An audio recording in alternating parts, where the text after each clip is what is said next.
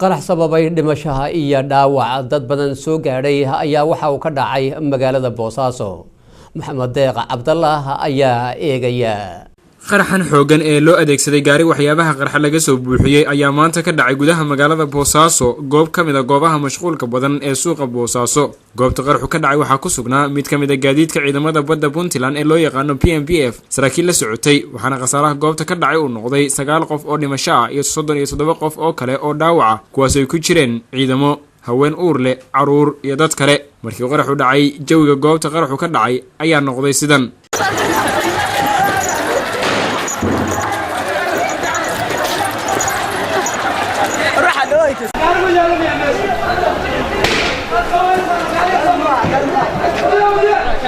wasiirka caafimaadka Puntland Dr. Ali Abdullahi Warsame ayaa telefoonka TV-ga Somali Channel ugu sheegay in dadka ku dhaawacmay ay ku jiraan ciidamo iyo rayid, dawladuna ay wado gurmad. hadda warka aanu hayno oo xogta wasaaradda caafimaadku ay soo gaaray gaar ahaan isbitaalka ka imaanaya wuxuu sheegayaa in ay dhinteen 9 qof ilaa iyo hadda 37 qof oo kalena ay dhaawac yihiin, qaar kamidna ay dhaawac halis ay yihiin. marka dhaawacyadu waa ka badan yihiin intaas, waana suurtagal in dhibashadu ka sii ziyaado. waxaan kaloo malaynaynaa in dad badan oo dhaawaca la geeyay goobaha caafimaadka ee gaarka loo leeyahay. goobta falkan qarax uu ka dhacay ayaa ahayd mid kamid ah goobaha ugu mashquulka badan magaalada Boosaaso dhinaca dadka iyo gaadiidka, waxaana goobta ku sugnaa dad fara badan halka qaar kalena ay ku jireen shaqooyinkooda. shacabka ku dhaqan goobta qaraxu ka dhacay ayaa qaraxa kadib waxay bilaabeen gurmad degdeg ah oo ay ku daminayaan dabkii ka dhashay goobta qaraxa, waxaana kadib goobta soo gaaray ciidamo ka tirsan kuwa ammaanka Puntland oo bilaabay howlgal ballaaran. madaxweynaha Puntland Cabdiraxmaan Maxamuud Faroole ayaa tacsi ka diray qaraxan isagoo ku sugan magaalada Garowe. dhacdadii xumayd oo naxdinta lahayd oo maanta ka dhacday magaalada Boosaaso, suuqeeda weyn oo laga adeegto, saacadu markay ahayd 12 barqadii. dhacdadaas waxay dhaqan argagixisay oo baabuur oo nin isqarxiyay oo saaraa laga soo buuxiyay wax isqarxiya lagu qarxiyay suuqa, markii loogu badnaa shacabka ugu badnaa ay ku qarxiyeen suuqa bartankiisa magaalada Boosaaso laga adeegto, halkaas oo ciidan in amniga qayb ka mid ah iyo laftigeeda adeega meesha u timi oo dhacdo naxdin leh.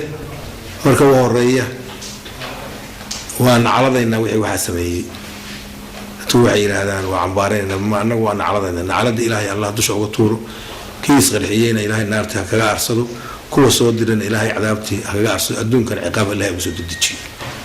marka dad aan waxba galabsan oo muslimiina oo abriya ah ayaa halkaan lagu laayay, magaalo ayaa laga sameeyay argagixis magaalo bartankeed. haddii intaan ka gudbo baabuurka isqarxiyay iyo ninka isqarxiyay waxay sababeen geeridoodii 7 qof, 3 ciidamada ah iyo 4 shacabka ah. ilaa intaa inta la keenay dad badan baa jira oo dhici karo inaan weli la keenin isbitaalka, meelo yar yar iyo in lagu daaweeyo loola cararay haday sahlan yahay dhaawacoodu. marka 37 way hadda inta wasaaradda caafimaadka tira koobtay, dadaal weyn baa la sameynayay oo gacanta lagu hayo dadkii dhaawacaasi loo badbaadin lahaa. dhaqtaradu aad bay mashquulsan yihiin, ciidanka dawladda aad bay mashquulsan yahay, dawladda amniga magaalada oo dhan gacanta hadda ku haya ku dhigay, iyo goobtii iyo agagaarkeedii iyo suuqii oo dhan. ilaahay waxaan uga baryaynaa dadkii halka ku yeeray Ilaahay u naxariisto, dadkii ehladooda ahaa oo Ilaahay samir iyo iimaan ka siiyo. inkastoo qaraxa maanta ka dhacay Boosaaso uu geystay khasaare baahsan oo dhimasho iyo dhaawacba leh, ayaa haddana muuqaalka dadka wax ku noqday ay yihiin kuwa aan ku habboonayn in la baahiyo. qaraxan ka dhacay bartamaha magaalada Boosaaso waxa uu noqonayaa kii ugu horreeyay ee noociisa ah oo ka dhaca goob sidan oo kale mashquul u ah dad badan ay ku sugnaayeen, waxaana laamaha ammaanka Puntland ay wadaan baaritaano la xiriira weerarkan qarax. mana jirto cid sheegatay mas'uuliyadda weerarkan. Maxamed Deeq Cabdallah, TV-ga caalamiga Somali Channel, Boosaaso.